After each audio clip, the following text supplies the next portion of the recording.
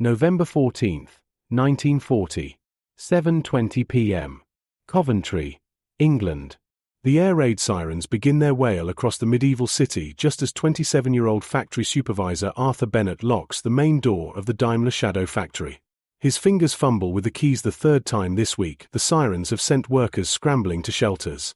Behind him, half-assembled Hercules aircraft engines sit silent on the production line, their skeletal frames casting long shadows in the dimming light.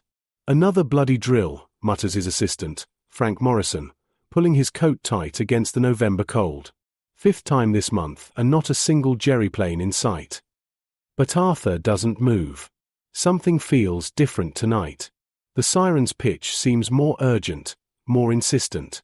In the distance, toward the east, he can hear it now, a sound like distant thunder that doesn't fade.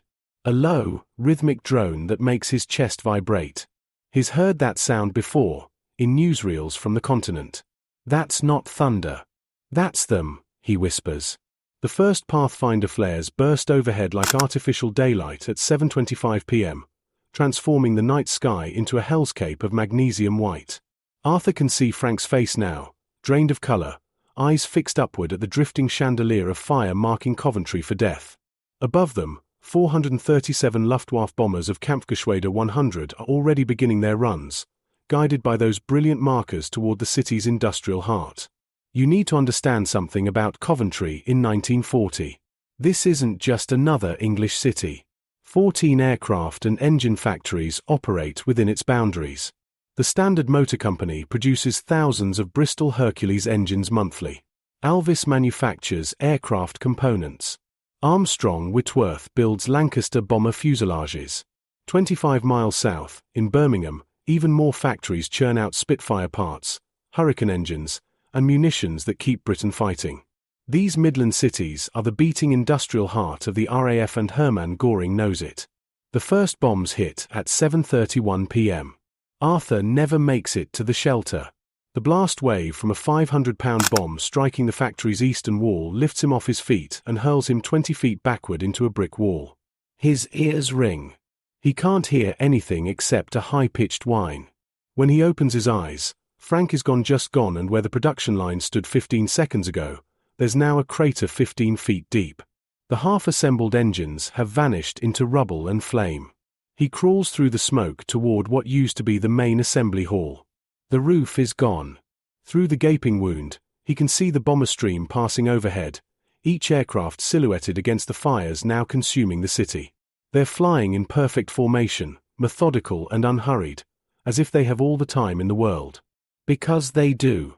Britain's night fighters are essentially blind, radar-directed defense is still primitive, and the anti-aircraft guns firing desperately into the darkness hit nothing but empty air. Another bomb impacts somewhere behind him. He feels it through the concrete floor rather than hears it. The building shudders. Steel girders groan and twist. Then the secondary explosions begin as magnesium stores ignite, turning the factory into a miniature sun that lights up the entire district. By 8 p.m., 14 square miles of Coventry are burning. 300 miles north, in the Cabinet War Rooms beneath Whitehall in London, Air Chief Marshal Charles Portal stares at the incoming reports with the expression of a man watching his entire strategy unravel in real time. 42-year-old Portal, Chief of the Air Staff for barely a month, has inherited a nightmare. The papers on his desk tell a story of industrial devastation, Coventry burning. Birmingham hit 3 times this week. Southampton's Supermarine Works where they build Spitfires damaged. Bristol's aero engine plants bombed. "We're losing production capacity faster than we can replace it," says his deputy, Air Vice Marshal Norman Bottomley, pointing to a graph that shows British aircraft output dropping week by week. At this rate, by spring 1941, the Luftwaffe will have achieved what they couldn't do in the Battle of Britain. They'll ground the RAF by simply destroying the factories. Portal doesn't respond immediately. He's reading a secret intelligence report from MI6 Industrial Warfare Section. The Germans are using a new navigation system called X-Gerat radio beams that guide their bombers with unprecedented accuracy to specific targets. The Pathfinder flares over Coventry weren't random. The Germans knew exactly where to bomb. Every major aircraft factory, every engine plant, every munitions depot, they all mapped, catalogued, and marked for destruction. We can't keep building aircraft in the open, Portal says finally. Every factory with a roof is a target.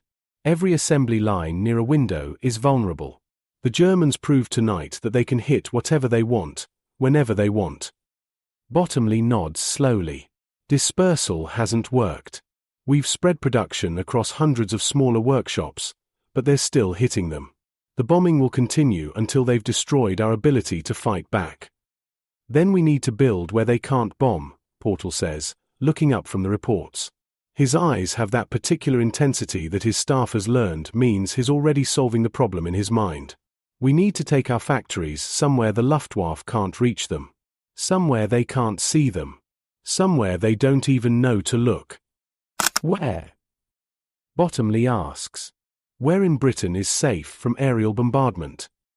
Portal stands and walks to the large map of Britain mounted on the wall. His finger doesn't point to Scotland or Wales or the remote countryside. Instead, it moves downward, tracing an invisible line beneath the map's surface. Underground, he says quietly. We build underground. The idea isn't entirely new.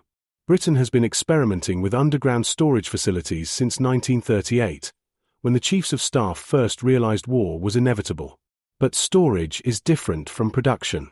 No one has attempted to build an entire aircraft factory with all its machinery, power requirements, ventilation needs, and thousands of workers hundreds of feet beneath the earth. That's impossible, Bottomley says automatically. Then he pauses, because he's seen Portal achieve the impossible before. Isn't it? The Germans think it's impossible, Portal replies. Which is precisely why we need to do it. Within 48 hours of the Coventry raid, Portal has assembled a small team in a commandeered office in the Ministry of Aircraft Production. At the head of the table sits someone who will become central to Britain's underground strategy, Captain David Anderson, a former mining engineer who spent 15 years working in South African gold mines before the war. 43 years old, with hands scarred from years of underground work, Anderson looks more like a coal miner than the man about to revolutionize British industrial strategy. Gentlemen, Portal begins, laying out reconnaissance photographs of smoking factory ruins across the Midlands. You're looking at 20% of our aircraft production capacity, destroyed in the last 6 weeks. The Luftwaffe is systematically eliminating our ability to build the planes that keep us in this war. Every factory with a visible roof is a target. Every assembly line they can photograph from the air is scheduled for demolition. He pauses, letting that sink in. Your task is to find a way to build aircraft where the Germans cannot bomb them. You have unlimited resources, complete authority to requisition any facility or personnel in Britain, and exactly 6 months to make it operational. Because if we don't solve this problem by spring 1941, we lose the war. Anderson speaks first. How many aircraft are we talking about? Dozens? Hundreds? Thousands, Portal says flatly. We need underground facilities capable of producing thousands of aircraft per month. Spitfires, Hurricanes, Lancaster bombers. Plus engines, munitions, and components. We're not talking about hiding a few machines in a cave. We're talking about relocating Britain's entire military-industrial complex beneath the earth. The room falls silent. What Portal is asking for isn't just difficult, it's unprecedented in human history. The logistics alone seem impossible. How do you ventilate a factory 200 feet underground? How do you power machinery that requires thousands of kilowatts? How do you transport massive aircraft components through mine shafts designed for coal carts? How do you evacuate thousands of workers if something goes wrong? There are approximately 3,000 mines in Britain, Anderson says slowly, his mind already working through the engineering challenges. Abandoned coal mines, limestone quarries, gypsum caverns, salt mines. Some of them are massive, big enough to hide entire factory complexes. The caverns at Corsham in Wiltshire, for example, cover almost 1 million square feet of underground space. The limestone mines in Nottinghamshire could house multiple production lines. But can you actually build aircraft down there? Asks Wing Commander Reginald Carr, the ministry's production specialist. An aircraft assembly line requires precision engineering, clean air, stable temperatures, proper lighting. Mines are damp, cold, filled with dust and debris. You'd be assembling precision instruments in what amounts to a cave. Then we don't use caves, Anderson replies. We engineer proper underground facilities. Climate control, filtered air, concrete floors, electric lighting, railway access. We build entire factories inside the mines, not just stick machinery in holes. Over the next 3 weeks, Anderson's team conducts a secret survey of every significant underground space in Britain.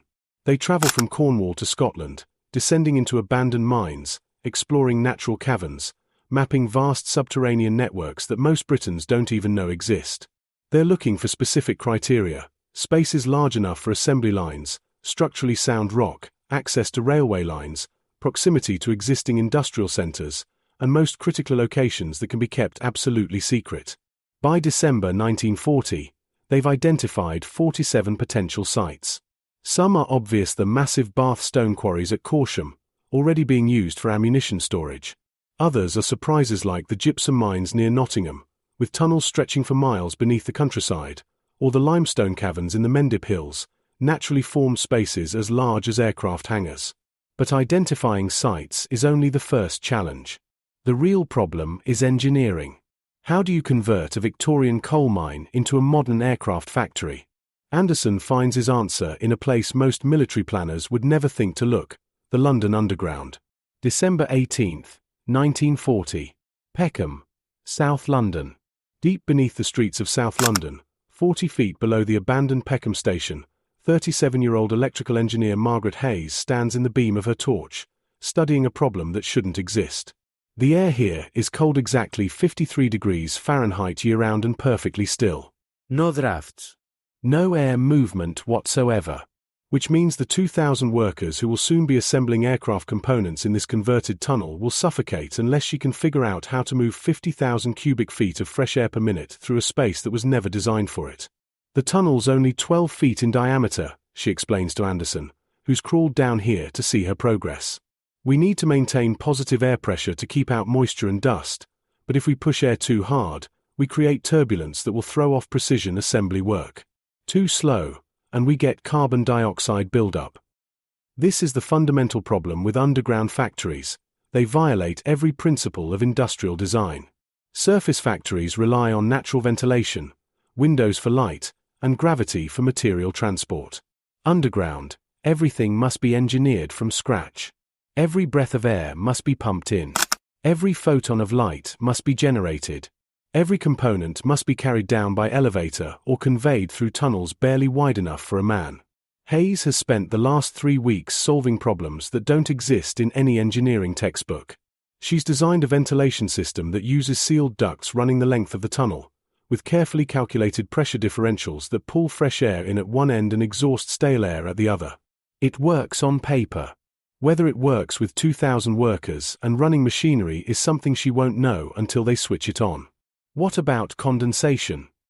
Anderson asks, running his hand along the tunnel wall. It comes away damp. You can't build precision instruments in a damp environment. Heat, Hayes says simply. We heat the incoming air to 68 degrees, which raises the dew point above the tunnel temperature. The moisture stays in the air until we exhaust it. But that means we need more power, Anderson finishes. Everything underground needs more power. He's learning that underground factories don't just require electricity, they devour it. Surface factories might use natural light during the day, passive ventilation, and gravity-fed water systems. Underground, every function requires powered machinery. Ventilation fans running continuously. Electric lights burning 24 hours a day. Hydraulic elevators moving materials. Electric heaters preventing condensation. Dehumidifiers controlling moisture. Water pumps fighting groundwater seepage. The Peckham site alone will require 2,000 kilowatts of continuous power, enough electricity to power a small town. And Peckham is just one site. Britain is planning to convert 50 underground locations into production facilities. The electrical demand will be staggering. We're going to need to build dedicated power stations, Anderson tells Portal in their weekly meeting. The existing grid can't handle it. Some of these sites are miles from the nearest power lines. Portal just nods and signs the authorization. Money is no object. Speed is everything.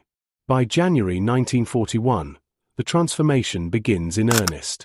January 23, 1941. Corsham, Wiltshire. 600 feet beneath the rolling hills of Wiltshire, in a limestone quarry that was already ancient when Henry VIII was king, Thomas Whitmore watches as the last piece of a 40-ton metal lathe is lowered through the access shaft.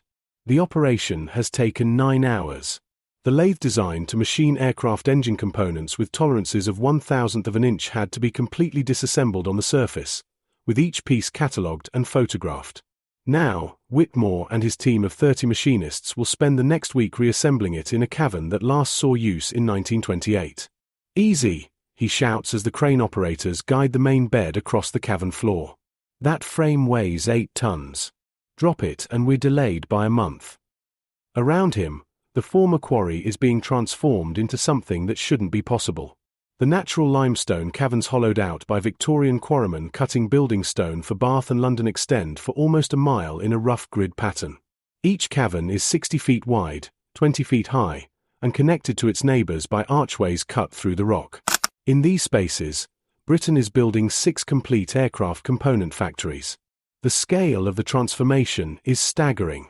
In just 6 weeks, engineers have laid 12 miles of electrical cable through the caverns, hanging from the limestone ceiling like technological vines, installed 4,000 electric lights, turning the ancient darkness into perpetual artificial day, poured 50,000 square feet of concrete flooring, creating level surfaces over the uneven quarry floor, built partition walls, creating separate production areas for different security classifications, installed 3 500-kilowatt generators in a sealed chamber, their diesel engines vented to the surface through hidden exhausts disguised as farm outbuildings, constructed railway sidings that connect the underground facilities directly to the main rail network, allowing materials to be delivered underground without ever being visible from the air. But the most impressive engineering feat is invisible from inside the caverns. On the surface, nothing has changed. The entrance shafts are hidden inside existing farm buildings. The ventilation exhausts are disguised as grain silos. Power lines run underground for 2 miles before connecting to the grid. From the air from a German reconnaissance plane flying overhead, there is no evidence whatsoever that one of Britain's most important industrial facilities exists here. "That's the point," Anderson explains to a visiting Air Ministry official. "Hitler's intelligence services know about every factory in Britain. They have photographs of every aircraft plant, every engine works, every munitions depot. But they can't photograph what they can't see. We're not just hiding factories underground, we're creating industrial capacity that doesn't exist as far as German intelligence is concerned." The official looks skeptical. "But surely they'll notice when aircraft production numbers don't drop as expected." "They'll assume we're hiding production at dispersed sites on the surface," Anderson replies. "They'll waste months searching for factories that don't exist while ignoring the possibility that we've gone underground. By the time they figure it out, if they ever do, we'll have production capacity they can't touch." February 7, 1941. Drake Low, Worcestershire. Not all underground facilities are converted mines. Some must be built from scratch. Robert Crawford stands at the entrance to Tunnel 1 at Drake Low and watches as the tunnel boring machine, a modified version of a coal mining device, chews through 250-million-year-old sandstone at a rate of 12 feet per day. The noise is incredible, a mechanical scream that echoes through the half-finished tunnel and emerges from the entrance like the roar of some subterranean monster. Crawford is the site manager for what will become one of Britain's largest underground facilities. 250,000 square feet of factory space carved directly into a sandstone cliff overlooking the River Severn. Unlike Corsham, which utilized existing caverns, Drake Low must be excavated from solid rock. 3.5 miles of tunnels, driven deep into the cliff face, creating a network of production chambers that will eventually employ 3,500 workers. "How long?" asks Major General James Gamble, visiting from the War Office to assess progress. 18 months for complete excavation," Crawford replies, shouting over the machine noise. "But we'll have the first tunnels operational in 6 months. We're building as we dig, installing concrete supports, electrical systems, and ventilation as each section is completed. By July, we'll be producing engine components even while excavation continues in the deeper tunnels." Gamel walks into the completed section of Tunnel 1. The transformation from raw excavation to functioning factory is remarkable. The rough sandstone walls have been sealed with concrete, then painted white to maximize light reflection. Steel support arches every 20 feet reinforce the ceiling. Electrical conduits run along the walls, ready to power the machinery that hasn't yet arrived. Railway tracks are being laid directly into the tunnel, allowing materials to be transported from the riverside loading dock straight to the production areas without ever being exposed to aerial observation. What about collapse? Gamel asks. If the Germans do discover this place and bomb it, won't the tunnels cave in? That's actually an advantage, Crawford explains. The sandstone here is solidities held these cliffs stable for millions of years. But even if they did manage to cause a collapse, they'd have to bomb each tunnel individually. We're building 16 separate tunnels, each with its own access point, each capable of independent operation. They'd need to flatten the entire cliff to destroy production capacity, and by the time they did that, we'd just dig new tunnels. This is the genius of the underground strategy, redundancy built into the geology itself. Surface factories are centralized, efficient, and catastrophically vulnerable. One bomb on a power station stops an entire facility. Underground factories are distributed, interconnected, and almost impossible to eliminate completely. But building them is a race against time. March 12, 1941. Harper Hill, Derbyshire. At the limestone quarries of Harper Hill, near Buxton, 22-year-old factory worker Dorothy Mason descends 300 feet below the surface for her first shift in what the government is calling the Western Depot, though everyone knows it's actually an aircraft component factory. The journey down is terrifying. 60 workers cram into a steel cage that drops through a shaft carved through solid limestone, descending at a rate that makes Dorothy's stomach lurch. 1 minute on the surface. 30 seconds of falling darkness. Then the cage jerks to a stop at the bottom, and the doors open onto something Dorothy has never seen before. It's a factory. A complete, modern factory. But it exists in a cavern that was carved from the earth 50 years ago by quarrymen cutting limestone for railway ballast. The cavern they're calling it Chamber 3 is 400 feet long, 100 feet wide, and 40 feet high. Electric lights hang from the ceiling every 10 feet, creating a perpetual daylight that has no source beyond the bulbs themselves. The floor is concrete, perfectly level, marked with white lines indicating walkways and material zones. Along both walls, machinery is arranged in neat production lines. Metal lathes, milling machines, drill presses, grinding wheels, all connected by conveyor systems that move components from station to station. But the most striking thing is the people. 300 workers, mostly women. Dorothy notices operating the machinery with the same efficiency she saw at surface factories. They're wearing the same coveralls, using the same tools, producing the same aircraft components. The only difference is that this factory exists in a hole in the ground that German reconnaissance planes have photographed a dozen times without ever seeing. "You'll be on Station 12, says her supervisor, a stern woman named Mrs. Kellaway who looks like she's never smiled in her life. "We're producing Merlin engine cylinder heads. Your job is to verify the bore tolerances before they move to finishing. Every component gets measured 3 times, once at your station, once at quality control, and once at final inspection. If you pass a defective part, the entire batch gets scrapped and you get 1 warning. Second failure and you're transferred to surface work.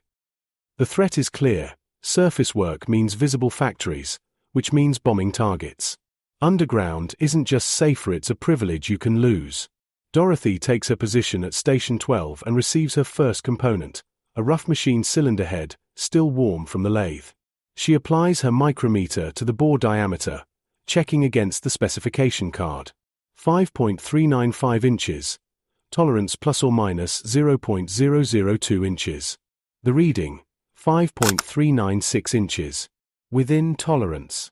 She marks it with green chalk and places it on the conveyor to the next station. Behind her, the next component arrives. And the next. And the next. This is Britain's underground war, not dramatic, not visible, but absolutely vital.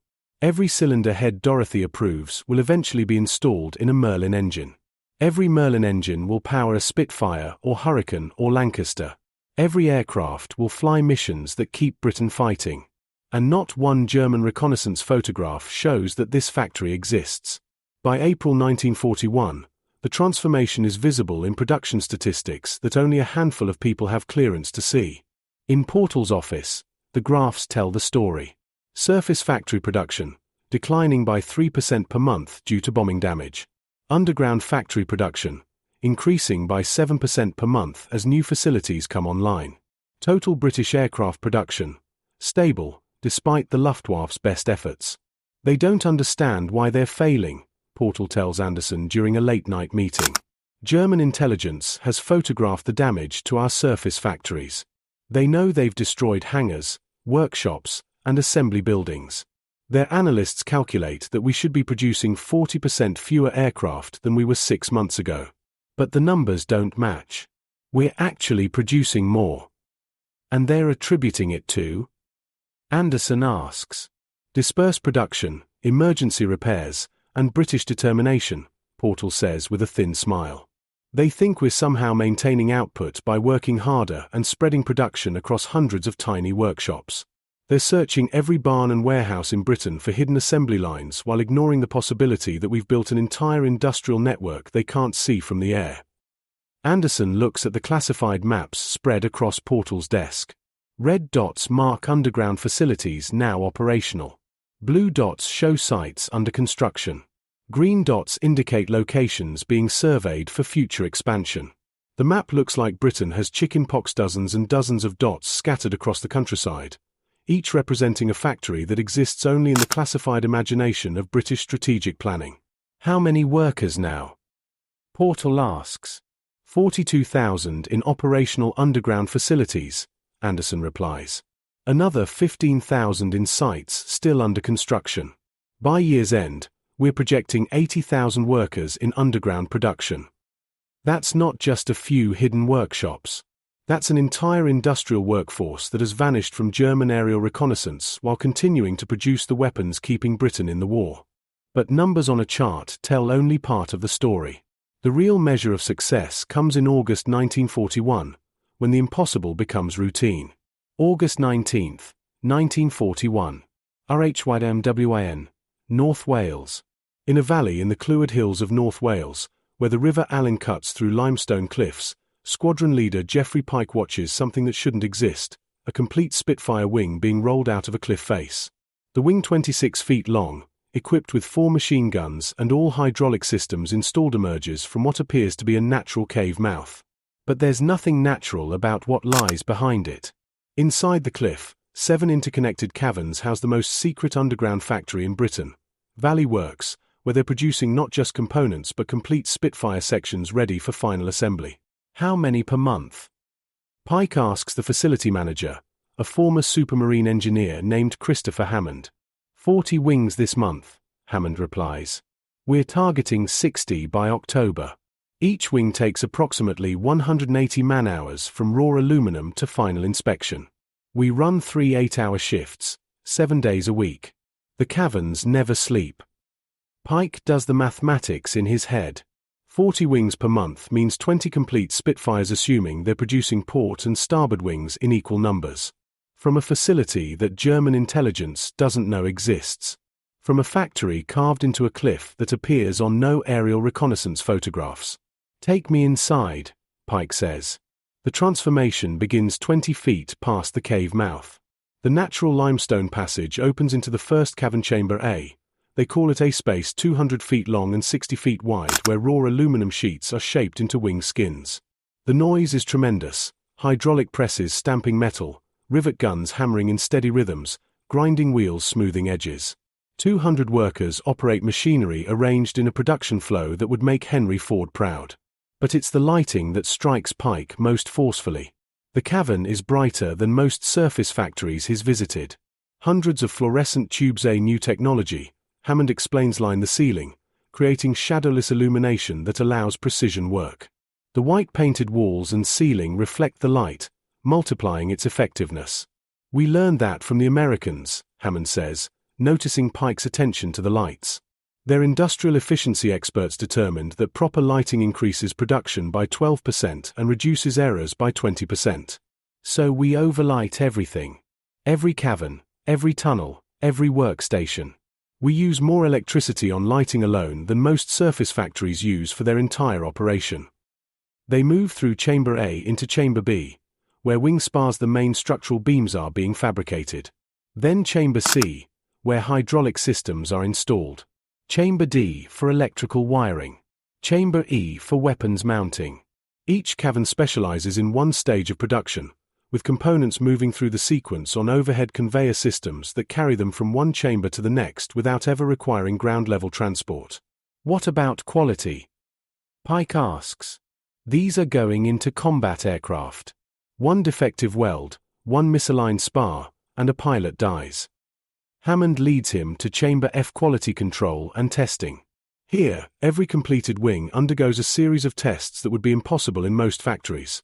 Hydraulic pressure testing to 150% of operational load, X-ray inspection of all structural welds, vibration testing to simulate hundreds of flight hours, and electronic continuity checks of all electrical systems.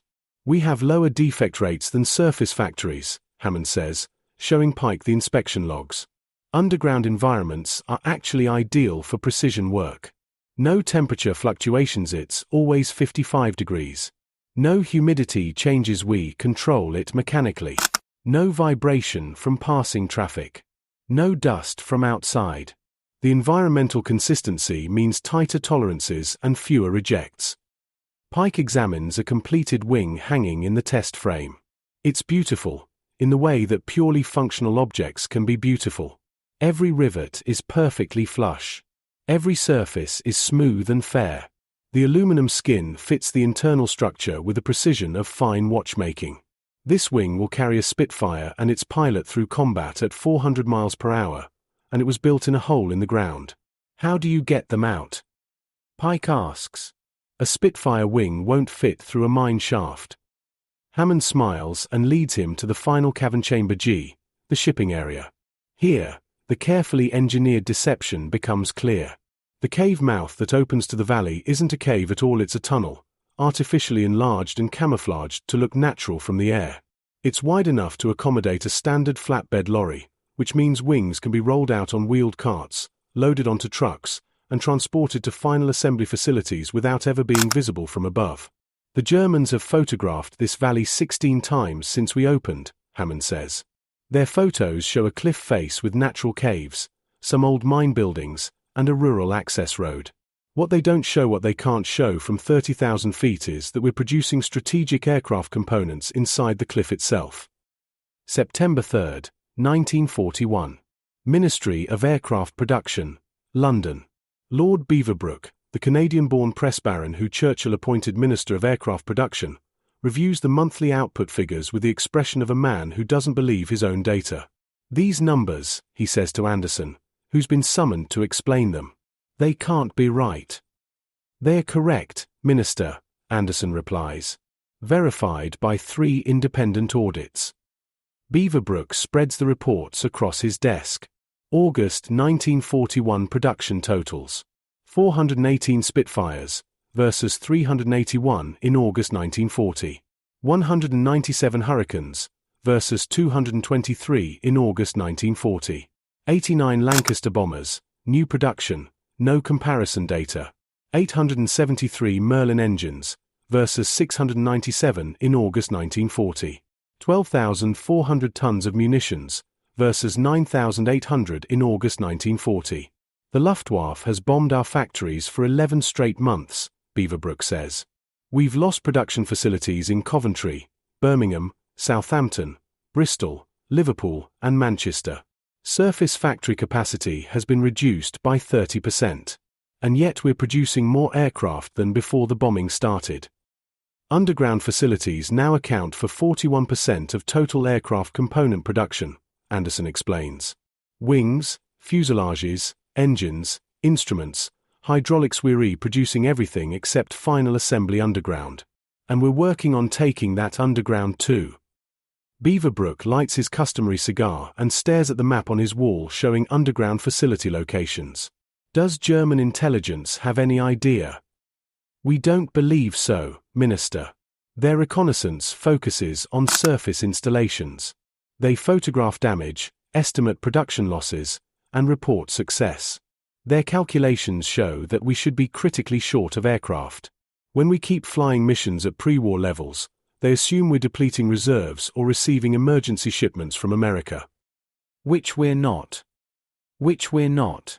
American production is vital, but most of what keeps the RAF flying is produced in Britain. Increasingly, in underground Britain. The strategic implications are profound. Germany has committed enormous resources, thousands of bomber sorties, tens of thousands of bombs, crew losses, fuel expenditure to an industrial bombing campaign that is failing because they're bombing the wrong targets. The factories they can see and photograph and destroy are increasingly irrelevant. The real production is happening in spaces that don't appear in any intelligence file. But success creates its own problems. October 14, 1941. Tunnel 3, Drake Low. The explosion occurs at 2:47 p.m. Robert Crawford is in the surface office when he feels a tremor that rattles the windows and sends papers sliding off his desk. For one terrible moment, he thinks it's a bomb, that the Germans have somehow discovered Drake Low and are attacking. Then he realizes the tremor came from beneath his feet, not above. Tunnel 3, someone shouts from the doorway. Collapse in Tunnel 3. Crawford runs. The descent to Tunnel 3 takes 3 minutes, during which his mind catalogues every nightmare scenario that underground facilities face. Gas explosion from accumulated methane. Structural failure from over-excavation. Hydraulic line rupture. Electrical fire in the sealed environment. When he reaches Tunnel 3, it's worse than he imagined. The collapse has sealed the tunnel 400 feet from the entrance. A wall of sandstone, concrete, and twisted metal blocks the passage completely. Behind that wall, Crawford knows, are 47 workers who are operating machinery in Chamber 3C. Get the rescue crews, he shouts. Full emergency protocol. Get me the mine rescue team from Coventry. Tell them we need them here within 2 hours. And someone get me a structural engineer who knows sandstone geology. The next 6 hours are the longest of Crawford's life. The mine rescue team specialists trained for exactly this scenario arrives with their equipment. Pneumatic drills, timber supports, breathing apparatus, and most critically, experience with underground rescue operations. They begin drilling a small diameter hole through the collapse, trying to establish contact with anyone on the other side. At 9:23 p.m., the drill breaks through. Hello. Crawford shouts into the hole. Can anyone hear me? The response is faint but unmistakable. We're here. 47 of us. We're trapped but alive. The relief lasts about 10 seconds, until Crawford starts calculating. They're trapped 400 feet underground, behind approximately 60 feet of collapsed tunnel. The air in Chamber 3C, he does the math in his head, will support 47 people for maybe 12 hours before carbon dioxide levels become critical. The ventilation system is damaged. They're breathing whatever air was in the chamber when the collapse occurred. Listen carefully. Crawford shouts into the drill hole. We're going to get you out, but it's going to take time. We need you to conserve oxygen. Sit down. Don't move around. Slow, shallow breathing. We're drilling a larger ventilation hole now, and we'll have fresh air to you within 2 hours. Then we start the main excavation. The rescue operation becomes a lesson in why underground factories are both brilliantly safe and terrifyingly dangerous. Safe, because the Germans can't bomb them. Dangerous, because when something goes wrong, the very earth itself is the enemy. They work through the night. The first priority is air. They drill a 6-inch ventilation shaft that punches through the collapse and connects to the tunnel's backup ventilation system, forcing fresh air into the trap chamber. The carbon dioxide levels stabilize. Then comes the excavation. But they can't just dig through the collapse. The disturbed material is unstable, prone to further collapse. Every foot of advance requires timber shoring to support the loose rock. Every few feet, they must stop and assess the stability of the material ahead. It takes 43 hours. At 9:45 p.m. on October 15th, the rescue team breaks through. 47 workers emerge from Chamber 3C, exhausted and traumatized but alive. Not one fatality.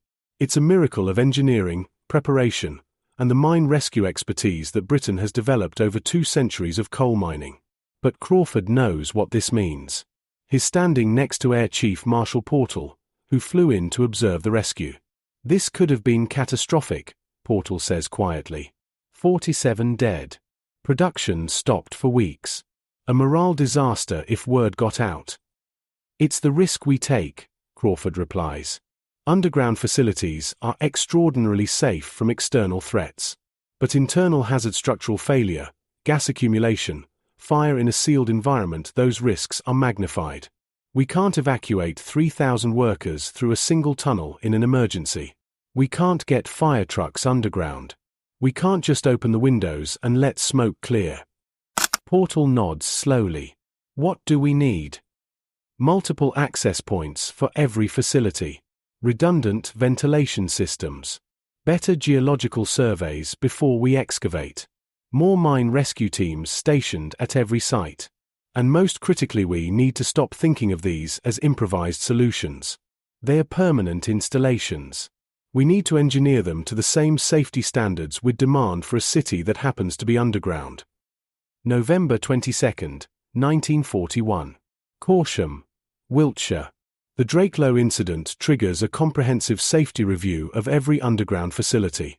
Margaret Hayes leads the effort, conducting site inspections that reveal uncomfortable truths about how quickly the underground factory system has expanded. At Corsham, she discovers that the ventilation system is running at 40% beyond its design capacity because production has increased faster than the air handling equipment can accommodate.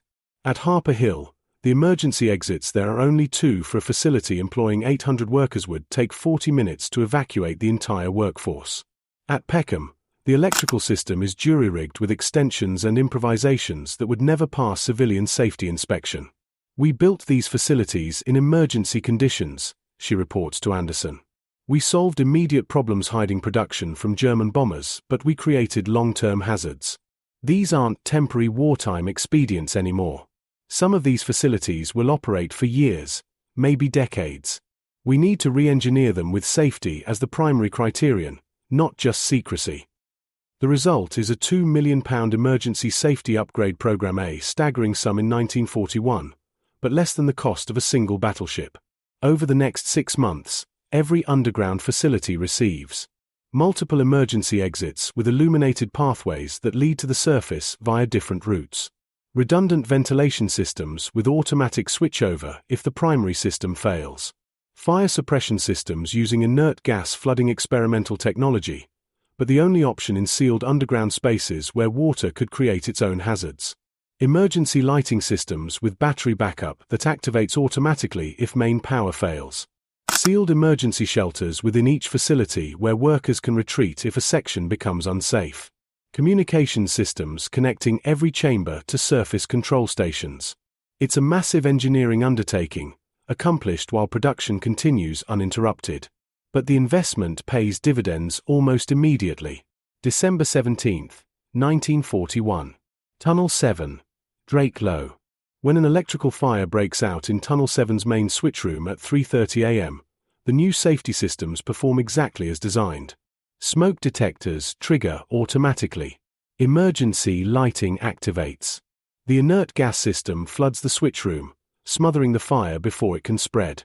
Workers evacuate through the newly installed emergency exits. Within 7 minutes, everyone is on the surface. Damage is limited to the switchroom itself. Production resumes using backup power within 3 hours.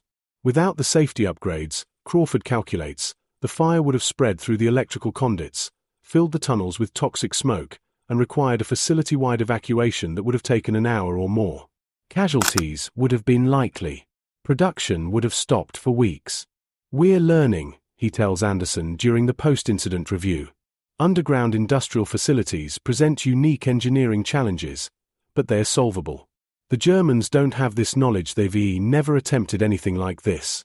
If they tried to move production underground now, they'd make all the mistakes we made in 1940. They're 2 years behind us in underground engineering, and they don't even know the race has started. By January 1942, Britain's underground factory network has reached maturity. 63 facilities are operational. Another 27 are under construction. Employment has reached 89,000 workers. Production figures that were considered optimistic in 1940 are now routine. And the Germans still don't know. January 30th, 1942. Reich er Ministri, Berlin. 3,000 miles away, in an ornate office in Berlin, Luftwaffe intelligence officer Major Hans-Georg von Seebach stares at reconnaissance photographs and production estimates that don't reconcile. His job is to assess British industrial capacity and recommend bombing targets. For 15 months, he's been reporting success. His charts show surface factory damage, production capacity losses, and declining British capability. But British aircraft keep appearing. Spitfires in numbers that shouldn't be possible. Lancasters rolling off assembly lines that his reports say were destroyed. Engine production that exceeds pre-war levels despite bombing damage he can verify from photographs. They're hiding production, he tells his superior, General Joseph Kamhuber. Small dispersed facilities. Workshops in houses, farms, small buildings we can't identify from reconnaissance. Then find them, Kamhuber says. Photograph every building in Britain if you must. Von Seebach returns to his office and studies the maps. He'll spend the next year directing reconnaissance flights over thousands of buildings, searching for the hidden workshops that must explain British production numbers. He'll photograph barns, warehouses, and country estates. He'll analyze railway sidings and power line routes. He'll compile reports on suspected facilities based on suspicious truck traffic or unusual electrical consumption. He will never look underground. Because the idea that Britain has constructed an entire industrial network beneath the Earth's surface is too absurd to consider. It would require engineering capabilities Germany doesn't possess. It would demand resources Britain doesn't have. It would necessitate a level of industrial coordination that shouldn't be possible in a democracy under siege. And yet, in the limestone quarries of Corsham, workers are assembling Lancaster bomber fuselages in caverns that have been stable for 150 million years. In the sandstone tunnels of Drake Low, machinists are producing Merlin engine components with precision measured in thousandths of an inch. In the converted mines of Nottinghamshire, electrical engineers are wiring instrument panels for aircraft that will fly missions over Germany itself. In the Welsh valleys, complete Spitfire sections emerge from cliff faces that look utterly natural from the air. Britain has achieved something unprecedented in military history. It has made its industrial capacity invisible to the enemy. Not hidden in plain sight, but removed from sight entirely. The factories that keep Britain fighting exist in a dimension German intelligence cannot access beneath the surface, beyond reconnaissance, invisible to bombing.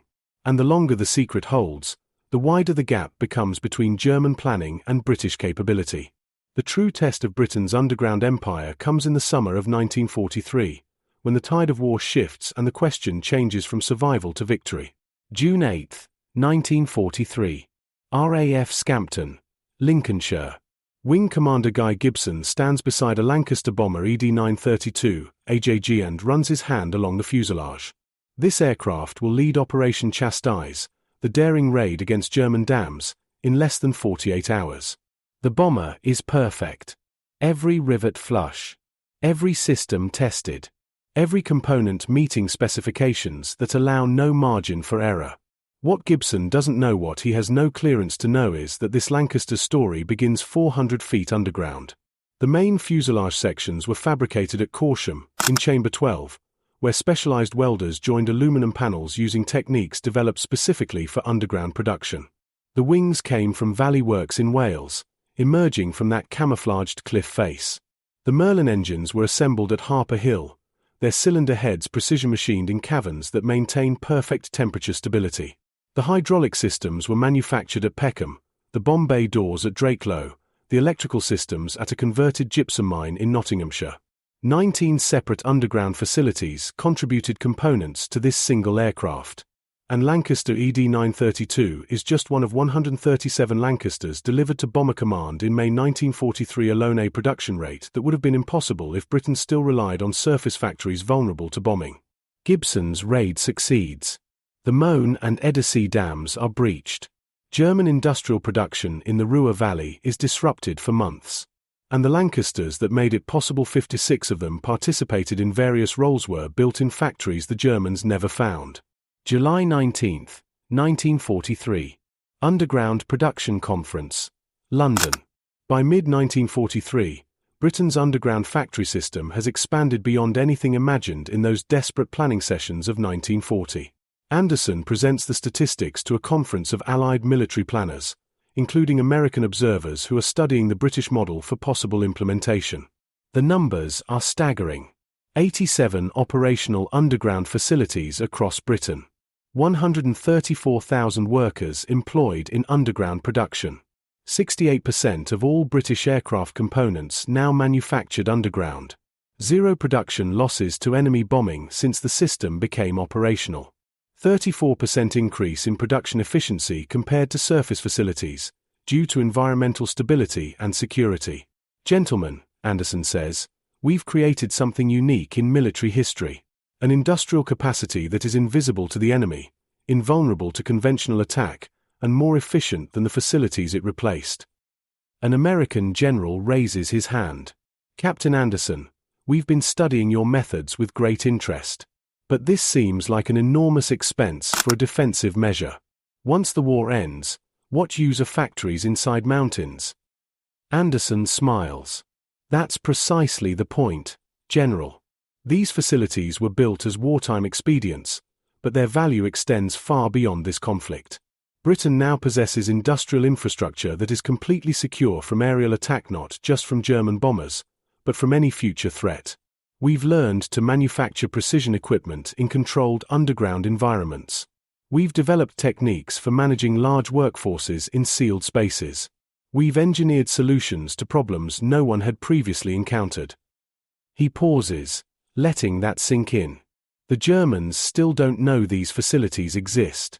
Their intelligence services have spent 3 years trying to explain why British production numbers don't match their bombing damage assessments. They've concluded we're somehow maintaining production through dispersal and emergency repairs. They never imagined we'd go underground because they don't have the engineering capability to do it themselves. That knowledge gap, that's worth more than the factories themselves. September 15, 1943. Corsham, Wiltshire. Arthur Bennett, the same supervisor who survived the Coventry bombing in November 1940, descends the elevator to Chamber 9 at Corsham. It's his first shift as production manager for one of Britain's largest underground facilities. The journey from that burning Daimler factory to this limestone cavern has taken 3 years and represents a transformation in how Britain wages industrial war. Chamber 9 is producing nose sections for Lancaster bombers. The workspace is enormous, 600 feet long, 80 feet wide, with a ceiling that disappears into darkness beyond the reach of the electric lights. 300 workers operate machinery arranged in production cells, each cell assembling complete nose sections from prefabricated components.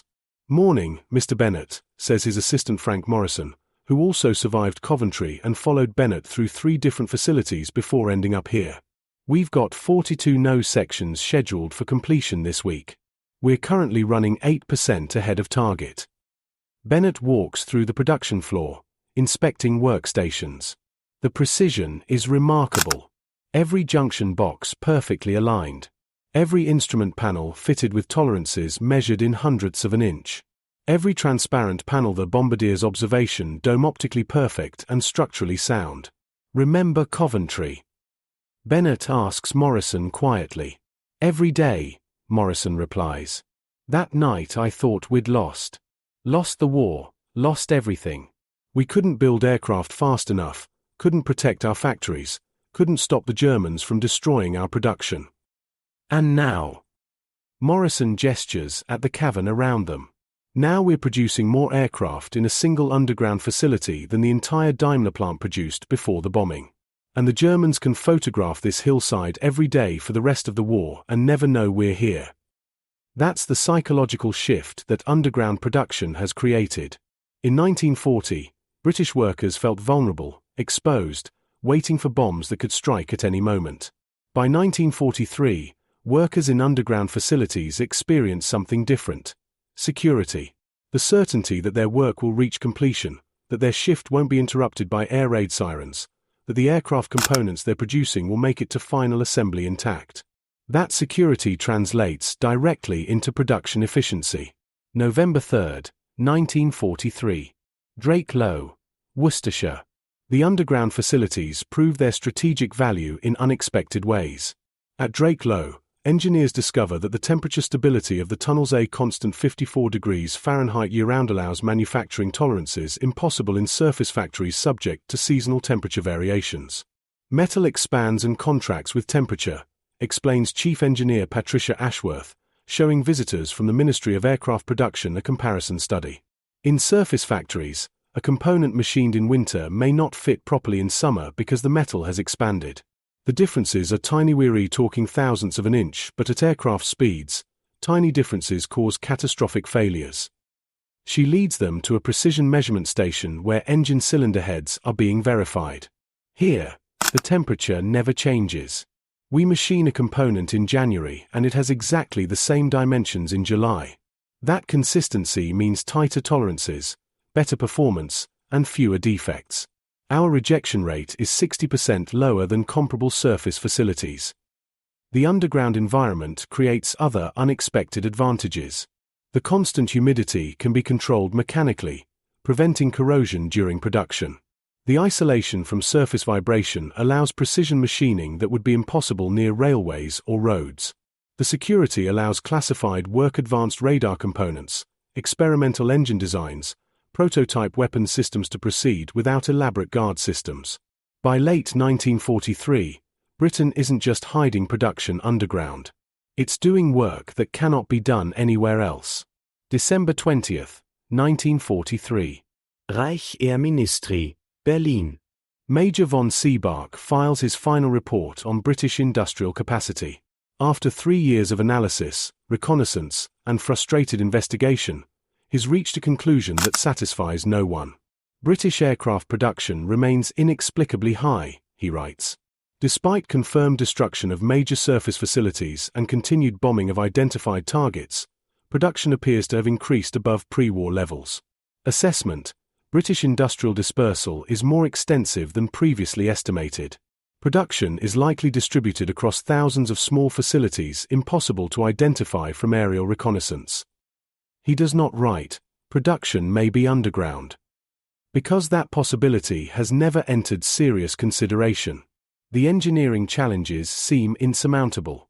The resources required seem impossible for a besieged island nation. The very concept seems too ambitious for practical implementation.